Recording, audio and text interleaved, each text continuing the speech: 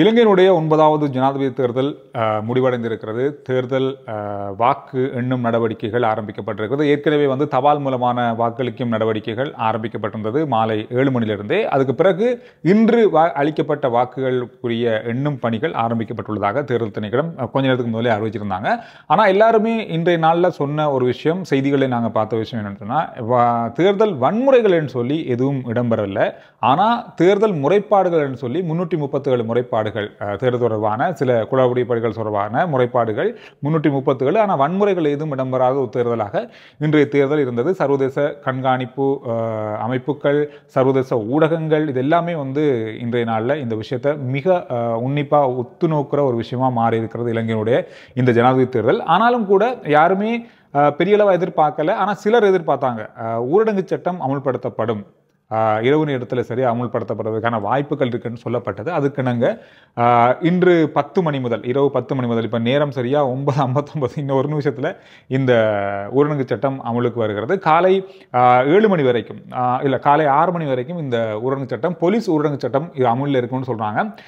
அமைதியான சூழல் நாட்டில் இருந்தாலும் மேலதிகமான மக்களுடைய பாதுகாப்புக்காக இந்த ஊரடங்கு சட்டத்தை அமல்படுத்தணும் அப்படின்ற மாதிரி போலீஸ் பிரிவு சொல்லியிருக்கிறது. அதோடு மட்டும் இல்லாமல் இந்த ஊரடங்கு சட்டம் காலை 6 மணிக்கு தளர்த்தப்படும்னு சொல்லப்பட்டிருக்கிறது. தேர்தல் வாக்கெண்ணும் நடவடிக்கைகள் முடிவு பெற்றதன் பின்பு நள்ளிரவு முதல் தேர்தல் முடிவுகளை எதிர்பார்க்கலாம் அப்படின்ற மாதிரியும் சொல்லப்பட்டிருக்கிறது. அதுக்கு முதல்லையே சில நேரங்களில் தபால் மூலமான வாக்கு அளிக்கப்பட்ட தேர்தல் முடிவுகள் வெளியாகும் என்று சொல்லப்பட்டிருக்கு. இந்த விஷயம்தான் இப்போ முக்கியமான செய்தியாக பார்க்கப்படுற செய்தி. அதோடு தேர்தல் விதிமுறைகள் அப்படின்னு சொல்லி பார்க்கும்போது, விதிமீறல்கள் அப்படின்னு சொல்லி பார்க்கும்போது இன்றைய நாளில் நான் முதல் சொன்ன மாதிரி எதுவும் பதிவாகலை. அதோட இன்னும் ஒரு முக்கியமான செய்தி, வார திங்கட்கிழமை அரச விடுமுறையாக அறிவிச்சிருக்காங்க.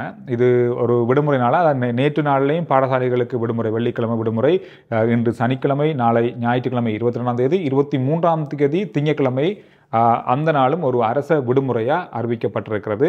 இதுவும் ஒரு முக்கியமான செய்தியாக இன்றைய நாளில் பார்க்கக்கூடியதாக இருந்தது. பொதுவாக வீதிகளில் நான் வரும்போது 7 மணி 8 மணி அந்த ஒரு நேரத்திலே பெரிய அளவான மக்கள் வீதிகளில் இருக்கலை. கிட்டத்தட்ட அந்த நேரமே ஒரு ஊரடங்கு சட்டம் போட்ட மாதிரியான ஒரு அந்த சூழல் தான் இருந்தது. அந்த மாதிரி மக்கள் பெரிய அளவாக வெளியில் நடமாண்டதுன்னு தெரியலை. அங்கங்கே வாகனங்கள் தான் போக்குவரத்தாக இருந்தது. எது எப்படி இருந்தாலும், என்னதான் அமைதியாக இருந்தாலும் இந்த ஊரடங்கு சட்டம் காலை 6 மணி வரைக்கும் தொடரும் என போலீஸ் பிரிவு சொல்லியிருக்கிறது. பார்க்கலாம் முதலாவது தேர்தல் முடிவு தபால் மூலமாக அல்லது இன்றைக்கு அளிக்கப்பட்ட தேர்தல் முடிவுகள் வெளியிடுதா அப்படின்னு தெரியல. பொதுவாக தபால் மூலமான வாக்குகள், அந்த முடிவுகள் தான் வெளியில் வரும். நான் போன வீடியோவில் சொன்ன ஒரு விஷயம், கடந்த நாட்களில் நாம் சொன்ன ஒரு விஷயந்தான், நிறைய கருத்து கணிப்புகளில் பார்த்த விஷயந்தான். இந்த முறை வாக்களிக்கும் தகுதி பெற்றவர்கள் 1,71,00,000 பேராக இருந்தாலும், இதில் வாக்களிக்கக்கூடிய அல்லது எங்களுக்கு வாக்களிக்க விருப்பம் இல்லை அப்படின்னு சொன்ன மக்களுடைய எண்ணிக்கை கிட்டத்தட்ட 20 முதல் 25% இருந்தது. அந்த சதவீதமான மக்கள் இந்த முறை வாக்களிக்காமலே இருந்திருக்காங்க. அது கருத்து கணிப்புகளில் சொல்லப்பட்ட அதே போலவே இது நடந்திருக்கு. கடந்த 2019ஆம் ஆண்டு இடம்பெற்ற தேர்தலில் 83% வாக்குகள் பதிவாகியிருந்தது. கோட்டாபய ராஜபக்ஷ அவர்கள் 69 லட்சம் வாக்குகளை இதுவரையில் பெறாத அளவான ஒரு ஜனாதிபதி தேர்தலில் ஒரு ஜனாதிபதி வேட்பாளர் பெறாத அளவான வாக்கு எண்ணிக்கையை பெற்றிருந்தார். அந்த அளவுக்கும் அதிகமான ஒரு எண்ணிக்கை பதிவாகும். இந்த முறை 80, 84, 86 அல்லது 90% கூட வாக்களிக்க வாய்ப்புகள் இருக்குன்னு சொல்லி எதிர்வு கூறப்பட்டது.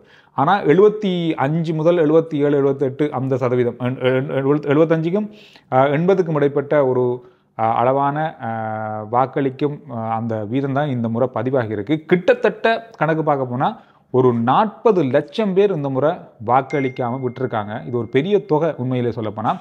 பார்க்கலாம், முதலாவது தேர்தல் முடிவுகள் வரும்போது நான் உங்களோட பகிர்ந்து கொள்கிறேன். அடுத்த வீடியோவில் சந்திக்கலாம்.